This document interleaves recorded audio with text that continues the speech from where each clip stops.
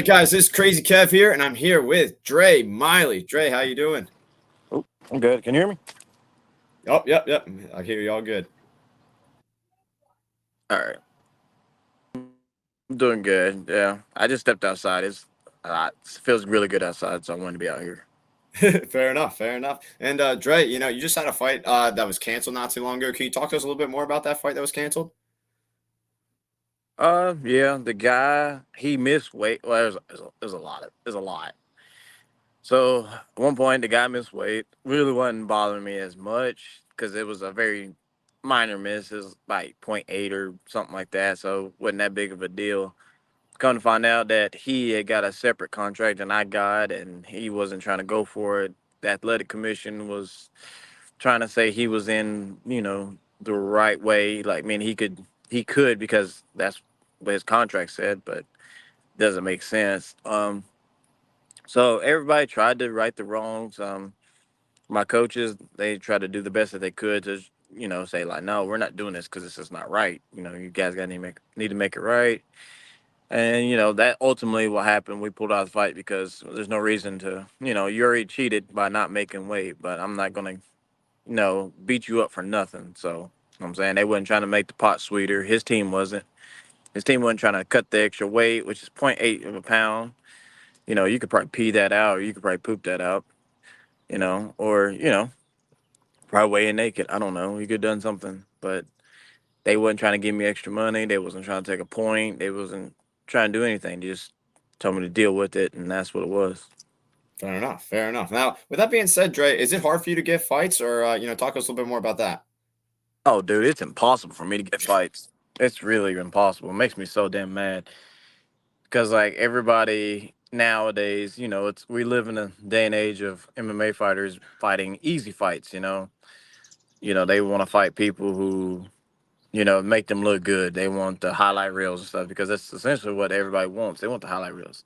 So like everybody fights bummy fights, and then Lord forbid if I get a bummy fight, everybody thinks I'm crap. But these same people who think that I'm a can crusher or that I can't fight won't say anything when it comes to actually me having an opponent. So, but they're quick to say, "Oh, you're scared to because you backed out of a fight or you did this, did that." It's like my last four opponents that I've had have all missed weight, Yeah, all that's four. messed up. That's So messed up, man.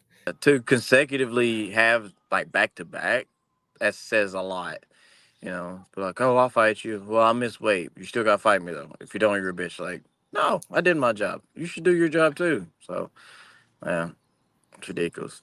Yeah, no, I hear you there, and I definitely agree with you, man. These people they got to make weight. That's what they signed up for. And with that being said, man, with you being the one-eyed dragon, is there anywhere in the world that maybe you might not be allowed to fight?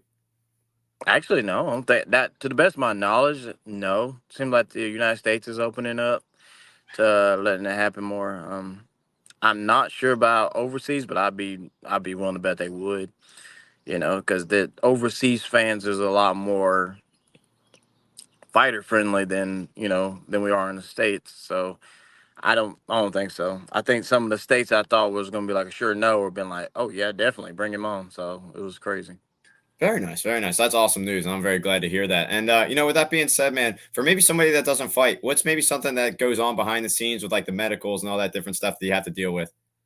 It's a lot of ripping and running. If you want to fight, you got to pay for a license. You got to file out a bunch of paperwork. You got to go get all your medicals, like your physical, your eye test, which I hate getting my eyes done, but it's lucky I only have one to do, so we're good there.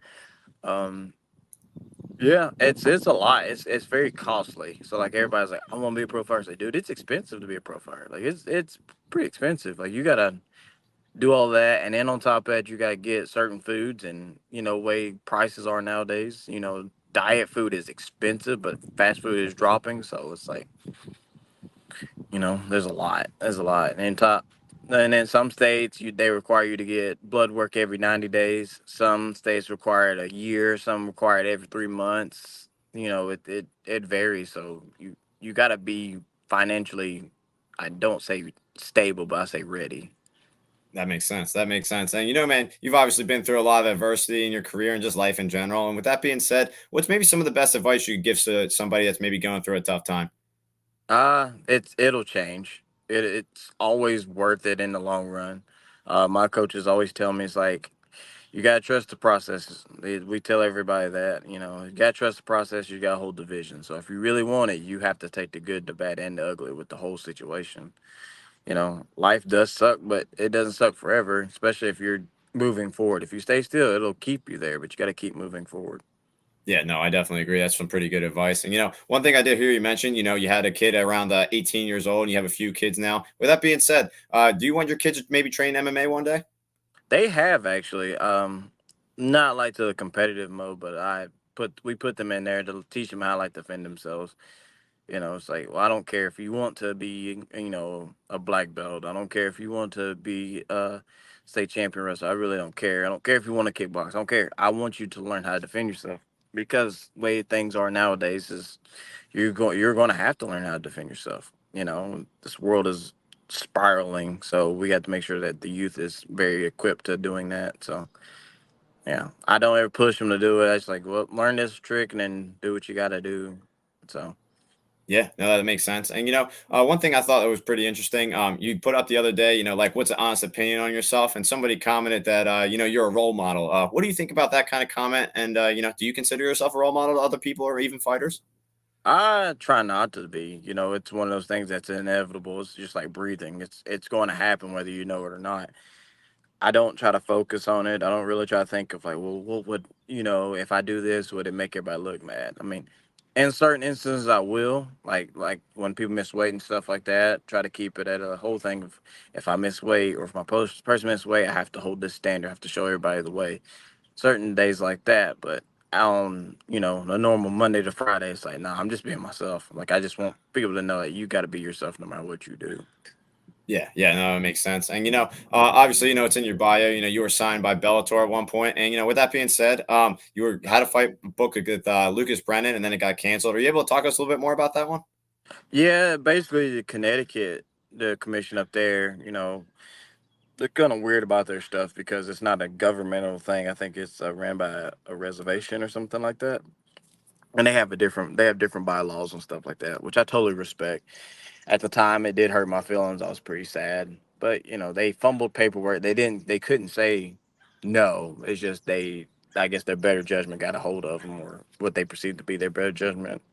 They said no, but they shortly came out afterwards like, yeah, we messed up. So, Yeah, no, that makes sense. And with you fighting now in general, what's maybe one of the favorite promotions you fought in so far? uh, behind Showcase, I would probably have to say, I would love to fight on Anthony Pettis' show, but it seems like it's just not going to happen at this point. Um, I don't know. That's pretty much it. There's either Showcase. I mean, I've fought on different ones, but I really like fighting on Showcases. They always do a great job, and it's at home too. So it's right. It's like an hour away from my house. So anytime I can get my family and friends to come up here and watch me fight, it's always a good time. Um, Michigan was a fun place to fight in. That was okay. That was a cool experience. So Yeah. that was Motor City Casino. That was pretty dope to fight into a casino. Yeah, yeah, no, that definitely sounds like it, man. And one other thing I was curious about, you tweeted it last night. You're watching the UFC and you saw Dom Cruz. He was on commentary. You're like, yeah, man, I got to put it on mute. What's wrong with Dom Cruz? He's a know-it-all, man. He's so stuck in his ways that he can't shut up. Like it's like we get it, you get the point. Like, hey, I wouldn't do this, but then like he goes into just over the top details. It's like, dude, shut up. Like we get it. Stop talking. We get it. Keep moving past it. And I get it. It's him being a fighter, and it's him being his type of person of like he's very regimented and he's very detail oriented. And I get that, but leave yourself out of it if you're going to be an unbiased person.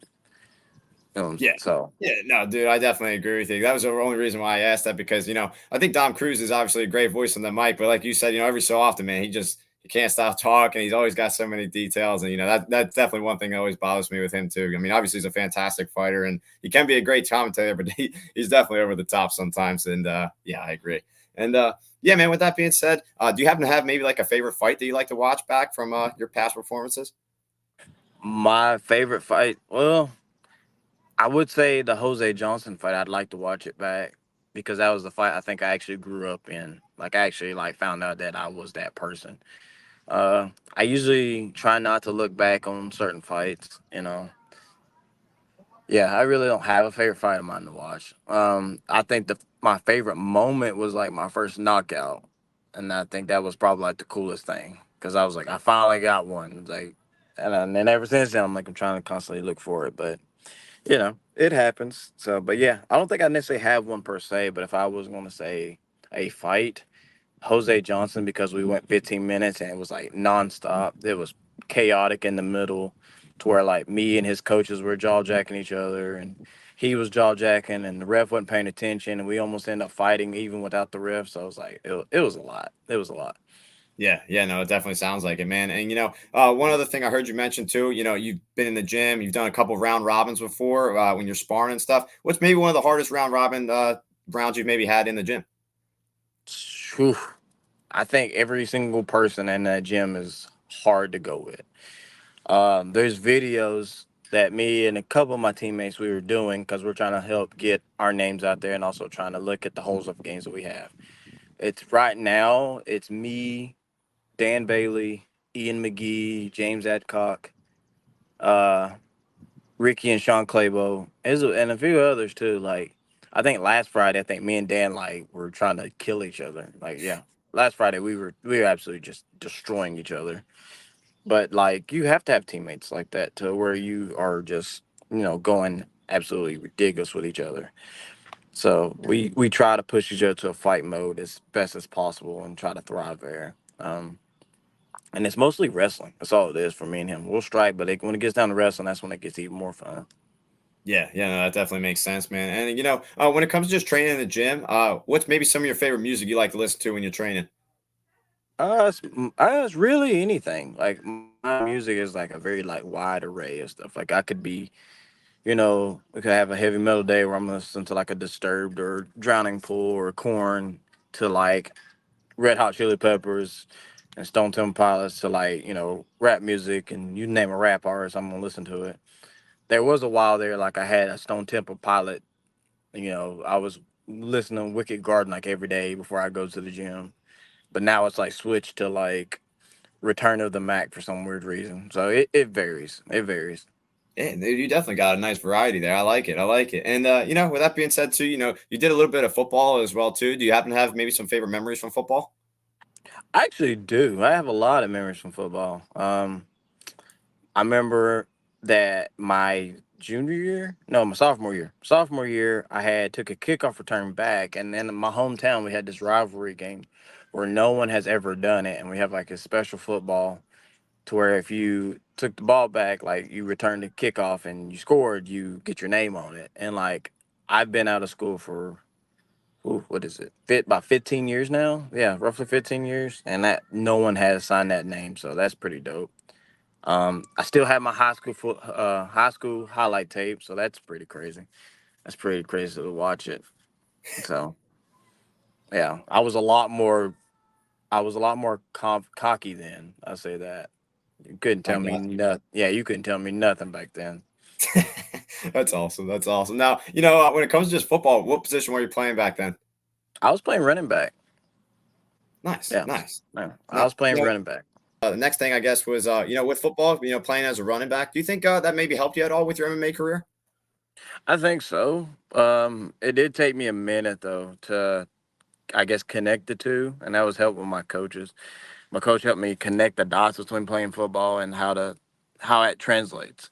So like, tackling, in football or, trying to avoid tackles, pretty much the same thing as pretty much everything you do in MMA. So it translates really well. It just again it took me a minute and then me losing my eye after football season and then learning how to do everything with one eye, that was even more of a struggle. So thank God that I have the coaches that I have at the time, or that I still have now, to help me, learn how to use that as a superpower rather than as a weakness.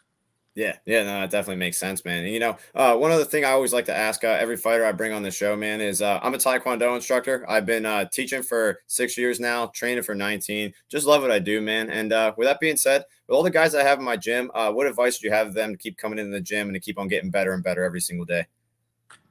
Oof, there's a lot I could say. Um, One for sure is know your why. Like, why do you come to the gym? Like, why do you continue to put yourself through this training? Like, that should be your why, and it should be your own personal why. There's not a such thing as a universal why, because not everybody is the same. So learning why you do it, and keep that going. And then the biggest thing is, whatever rank you are, um, try to be a day one person. Try to be a day one person. I don't mean like, don't just go in there not knowing anything, but like go in there and try to soak up as much knowledge, apply things that, that's being taught, and then see if it fits into your game. If it doesn't fit in your game, cool, but at least you tried something new. That's what martial arts in itself, whether you're wrestling, doing taekwondo, karate, sambo, anything, is learning how to master yourself, learning how to put that voice in the back of your head saying, no, we can't do this, or no, we shouldn't do that, or my friends are not doing that. It tells that person, that voice in your head, to shut up, and we're going to try something that will show you that you're more than capable of doing whatever you want. Right, right. No, that definitely makes sense, man. And you have 17 fights now in your career. Do you think the pressure gets any easier now since you have 17 fights under your belt as on the pro scene? Uh, I used to think that way, but ever since I've tried to work on changing my mindset, it's like this is fun, but at the same time, like there's nobody that's going to fight me as hard as I fight myself. So I mean, no, there's not really any pressure. I do get like, I won't say frustrated. Well, I lie if I say frustrated. I do get frustrated when I see bantamweights that are either less fights than me, or they are have more fights than me, but the record's lopsided, or they go and they have a few good showings against two people with decent records, and then they get a call up, and then meanwhile I'm having to fight every tough person that there is, and fighting UFC people that are or people that are in the UFC now, and ex Bellator fighters and stuff. Like it's like you're going to eventually like run into me and understand, like, you have to give me a chance. It's not a need anymore from you. It's not a you know one of those things where it's a suggestion. No, it's a demand. Like, you're going to have to give me a shot, because if you're going to give this dude a fight and he goes in and gets canned, well, you just wasted money on him when somebody that's been putting the work in for years. So it does frustrate me. It does do that. But as far as pressure wise, like, no. If anything, it puts more pressure on everybody that has to fight me, which is a lot of pressure. So, Yeah. Yeah, no, no, definitely makes sense, man. And Dre, it's been nice talking to you, man. With that being said, what's maybe a good final message out there for the fans watching this video? just try to interact as much as possible when you see me, talking on Instagram, post pictures, or Twitter, whatever. Just try to engage as much as possible. Spread the word about me. I'm trying to work on a new series for like fight breakdowns, because that seems what everybody wants me to do. They want me to, since I do the picks and stuff, and doing pretty good with the picks. I'm not gonna lie to you, I've been doing pretty good. I think I went like, I only got two wrong last night. So, but yeah, I'm gonna try to do a series of breaking down certain fights and stuff like that. So when I ask for, hey, what you guys want to see, don't be shy. But I don't want to say nothing. Like, no, definitely engage with me, because I will engage back, and that's how people get to know who I am, and by getting to know me, they will know you too. So, because I believe in everybody has to eat, and so if I'm eating, everybody gets to eat. So that's how I feel. Yeah, man. No, that's definitely some awesome advice, man. And I think another thing maybe the fans might like to see, I think does pretty well on YouTube nowadays, is like reacting to the fights, like right after they're done. You know what I mean? Like just kind of just like or maybe even like big news that kind of pops up. If you kind of react to that during the week, I think that could probably do well for you too, man. So yeah, we're looking Yeah. forward to those fight breakdowns if you do that. And yeah, if you do, let us know. I'll do my best to make sure I can promote it for you and interact. And thank you so much for taking the time out of your day too to talk to me. It was awesome interview, and looking forward to your next fight, man. All right. Yeah, me too, man. It was fun. I hated that it got broken up because of a phone call, but you know things happen. So thank you for being patient with me, and thank you for working with me. Yeah, anytime you want to do this, man, I'm all for it. So, and I know I have teammates who want more podcasts and stuff like that. So I'll definitely pass them along your way. Yeah, man, definitely do that. Like I said, I'm always happy to talk to all of you guys, amateurs, pros, whoever, what I mean? It's always an honor and that I'm lucky enough to do this kind of deal. So, thank you again for taking your time. And, any fighters that are down, definitely shoot them my way. And I'm more than happy to give them my time. And yeah, let's do it. All right, sounds good to me. Sounds good. Y- You're the man. All right, Dre. Enjoy the rest of your day. And thank you so much. All right, man. You too. All See ya. right, man. Take care. Peace.